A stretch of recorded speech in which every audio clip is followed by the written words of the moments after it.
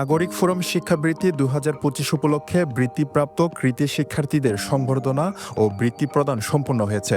শনিবার সকালে কক্সবাজারের রামু উপজেলার একে আজাদ উচ্চ বিদ্যালয়ে এ বৃত্তি প্রদান অনুষ্ঠিত হয়। এ সময় মোট ১৯ জন শিক্ষার্থীকে সংবর্ধনা ও শিক্ষাবৃত্তি প্রদান করা হয়। স্বনির্ভর সমাজ গঠনে তৃণমূল পর্যায়ের অসহায় মানুষের পাশে দাঁড়ানো, পিছিয়ে পড়া জনগোষ্ঠীর কল্যাণে সেবার মানসিকতা নিয়ে দক্ষিণ মিরাছড়ির নাগরিক ফোরামের এই অগ্রযাত্রা।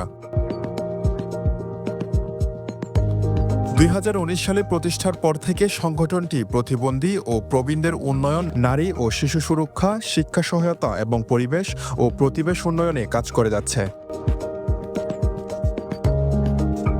শিক্ষাবৃত্তি ও সংবর্ধনা পেয়ে শিক্ষার্থীদের মাঝে আনন্দ উদ্দীপনা লক্ষ্য করা যায়। মেধাবী শিক্ষার্থীরা জানায় তাদের অনুভূতি। আসসালামু আলাইকুম। আমি বৃত্তি পেয়ে আমার অনেক ভালো লাগতেছে। এখানে আমরাও চেষ্টা করেছি অনেক, আর আমাদের শিক্ষক আর আমাদের বিদ্যালয় থেকে আমাদেরকে বৃত্তি পাওয়ার জন্য অনেক চেষ্টাও করানো হয়েছে। আসলে আমরা যেন আগামীতে আরও অনেক ভালো করবো, সেটা আমার আশা রইল। স্যারদেরকে ধন্যবাদও দিব। আর এই যে প্রতি বছরের বৃত্তি লাভ করারও অনেক আশা রয়েছে আমার। আলহামদুলিল্লাহ, আমার খুব ভালো লাগতেছে। আর স্যারদেরকে অনেক ধন্যবাদ। আমি আশা করি যে প্রতি বছরে স্যার এরকম অনুষ্ঠান দেওয়ার জন্য। অনুষ্ঠানে প্রধান অতিথি ছিলেন রামু উপজেলা নির্বাহী অফিসার মোহাম্মদ ফজলে রাব্বানী চৌধুরী। বিশেষ অতিথি ছিলেন কক্সবাজার প্রেস ক্লাবের সাধারণ সম্পাদক মমতাজ উদ্দিন বাহারি ও দক্ষিণ মিঠাছড়ি ইউনিয়ন পরিষদের চেয়ারম্যান খোদেস্তা বেগম রিনা। অনুষ্ঠানে সভাপতিত্ব করেন দক্ষিণ মিঠাছড়ি নাগরিক ফোরামের সভাপতি নুরুল আজিম এবং সঞ্চালনায় ছিলেন সংগঠনের সাধারণ সম্পাদক মোহাম্মদ ফরিদুল আলম ফরিদ। এ সময় একে আজাদ উচ্চ বিদ্যালয়ের প্রতিষ্ঠাতা আলহাজ আবুল কালাম আজাদ বলেন, তিনি ২০১৯ সাল থেকে অক্লান্ত পরিশ্রম করে শতভাগ গরিব ও মেহনতি মানুষের সন্তানদের স্কুলমুখী করতে কাজ করে যাচ্ছে। এই উদ্যোগে দক্ষিণ মিঠাছড়ি নাগরিক ফোরামের প্রতি কৃতজ্ঞতা প্রকাশ করেন তিনি। এছাড়াও সংগঠনটির বিভিন্ন উন্নয়নমূলক কার্যক্রম নিয়ে কথা বলেন আমন্ত্রিত অতিথিরা। আমি ২০১১ সালে যখন এই স্কুলটি প্রতিষ্ঠিত করি, তখন আমি জরিপ করে দেখেছি এই পারস্পরা প্রাথমিক বিদ্যালয় থেকে নিজের সরকারি প্রাথমিক বিদ্যালয় আপনার 7টি আমাদের ইউনিয়নে প্রাথমিক বিদ্যালয় আছে, ওখানে 5টি প্রাথমিক বিদ্যালয় থেকে এই স্কুলে লেখাপড়া করে। আপনারা শুনলে অবাক হবেন, আমরা আমাদের জরিপের মধ্যে দেখেছি এই আপনার 100-এর মধ্যে ধরেন 40 জন মতো লেখাপড়া করছিল, আর বাকি 60 জন ছাত্রছাত্রী লেখাপড়া থেকে বঞ্চিত ছিল। সেই চিন্তা থেকে আমি এক আজাদ উচ্চ বিদ্যালয় প্রতিষ্ঠিত করি।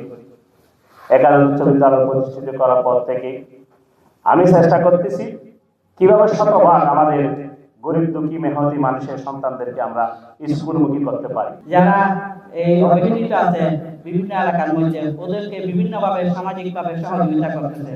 বিভিন্ন এলাকার মধ্যে আমাদের যারা অসহায় গরিব দুঃখী মেয়েরা আছে, ওদেরকে বিবাহের সময় অনেক অর্থ দান করে। এটার জন্য নাগরিক ফোরামকে ধন্যবাদ জানাই। এই যে আজকে আমাদের সব বিশেষ করে একটা কথা হলো, আমাদের এই যে অভিভাবক মন্ডলী আছেন, আপনারা পরিশ্রম করছেন আপনাদের ছেলে মেয়েদেরকে নিয়ে, আজকে পরিশ্রমের সুফল পাবেন। এই যে একটা বৃত্তি বড় কথা না, এটা লেখাপড়ার পাশাপাশি যে আপনারা লেখাপড়া খেলাধুলা করে এই যে বৃত্তি অর্জন করছেন, এদের জন্য আমি অভিভাবক মন্ডলীকে ধন্যবাদ জানাই। আপনাদের বাচ্চাদেরকে আপনারা পরিশ্রম করে সুফল পাচ্ছেন। এমনও হতে পারে এই আমরা যারা হল রুমে যারা আমাদের ছাত্রছাত্রী ভাই বোনেরা বসে আছেন, সেখান থেকে একদিন এই এলাকার চেয়ারম্যান হবেন, এই এলাকার এমপি হবেন এবং ওনার মতো একজন নির্বাহী অফিসার হিসাবে বিভিন্ন দেশের সেবা করবেন, মানুষের সেবা করবেন, জেলা প্রশাসক হবেন, জেলা জজ হবেন, বিচারপতি হবেন, সাংবাদিক হবেন। আমাদের দায়িত্ব হলো এই প্রতিভাগুলোকে নার্সিং করা, সেবা দেয়া, তাদেরকে প্রমোট করা, সাহায্য করা, সহযোগিতা করা। তাহলে নিশ্চয় এখান থেকে হয়তো একদিন এদেশের প্রধানমন্ত্রী হতে পারেন। এটা কিন্তু আমরা কল্পনায় করতে পারি, আমরা স্বপ্ন দেখতেই পারি। প্রধান অতিথি বলেন, সরকারের পক্ষে এককভাবে শিক্ষাক্ষেত্রের উন্নয়ন সম্ভব নয়, এজন্য নাগরিক সংগঠন ও সমাজভিত্তিক উদ্যোগ অত্যন্ত প্রয়োজন। দক্ষিণ মিঠাছড়ি নাগরিক ফোরাম কর্তৃক আয়োজিত শিক্ষাবৃত্তি প্রাপ্ত ছাত্রছাত্রীদের সংবর্ধনা অনুষ্ঠান আজকে। আমাদের এই ধরনের আয়োজনগুলো, এই ধরনের সংগঠনগুলো সমাজে কেন জরুরি? কারণ সরকারের পক্ষে একা শিক্ষা ক্ষেত্রে সকল বিষয়ে সার্ভিস দেওয়াটা সম্ভব নয়। এখনো আমরা একটি বলা যায় অনুন্নত দেশ, নামে উন্নয়নশীল, কিন্তু আমরা আসলে সেই পরিমাণে উন্নয়নশীলতা অর্জন করতে পারিনি এবং আসলে আমরা ওই পরিমাণে জিডিপির বরাদ্দ বা বাজেটের বরাদ্দ এখনো শিক্ষা ক্ষেত্রে দিতে পারছি না।